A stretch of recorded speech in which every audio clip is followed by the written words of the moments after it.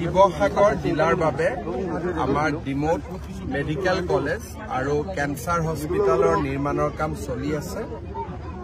Medical কলেজৰ নিৰ্মাণৰ কাম প্ৰায় 20% আৰু কেঞ্চাৰ হস্পিটেলৰ নিৰ্মাণৰ কাম প্ৰায় 65%। আৰু মই কামৰ গোটেই বুজ ললো। হাইৱেৰ লগত সংলগ্ন নতুনকৈ ৰাস্তা এটা বনোৱাৰ প্ৰস্তাৱ কৰা হৈছে, যাতে পোনে পোনে হাইৱেৰ পৰা ইয়ালৈকে আহিব পাৰি, তাৰো প্ৰস্তাৱ গৈছে।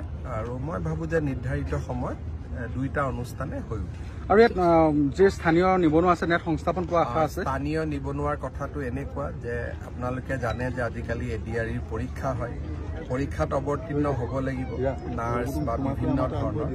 আৰু 4th গ্ৰেডৰ পোষ্টখিনি ইউজুৱেলি আজিকালি আমি আউটচোৰ্চ কৰোঁ, যাতে স্থানীয় ল'ৰাই পায়। মোৰ মতেদি ইউজুৱেলি এনেকুৱা এখন ডাঙৰ কমপ্লেক্স এটা বনাওঁতে 3 বছৰ লাগে, গতিকে এতিয়া 15% কাম হৈছে, গতিকে এইটো স্পীডত যদি যায় আৰু 2.5 বছৰ। আৰু দেখিছো আমি কাষত বহুকেইটা কোম্পানী আছে বা এনেকুৱা ফেক্টৰী আছে, এইকেইটা এবাৰ হস্তান্তৰ কৰা হ'ব নেকি? নাই, যিখিনি মাটি আমাক ল'ব লগা হ'ল লৈ ল'লো। আৰু আমাক খালি পোনে পোনে হাইৱেত যাবৰ কাৰণে ৰাস্তা লাগে, বাকী মেডিকেল কলেজ কেঞ্চাৰৰ কাৰণে আমাক 85 বিঘা মাটি লাগে, আমাৰ হৈ গ'ল। ভৱিষ্যতে যদি বোলে নাৰ্ছিং কলেজ আহিব লাগে, ডেণ্টেল কলেজ আহিব লাগে, তেনেকুৱা যদি কিবা প্ৰস্তাৱ হয় স্থানীয় ৰাইজে বিচাৰে, তেতিয়া আমি আগবাঢ়িব পাৰোঁ। কিন্তু বৰ্তমান সময়ত আমি 85 বিঘা মাটি আমি পাইছোঁ, আমাৰ দুইটা অনুষ্ঠানে হৈ যাব।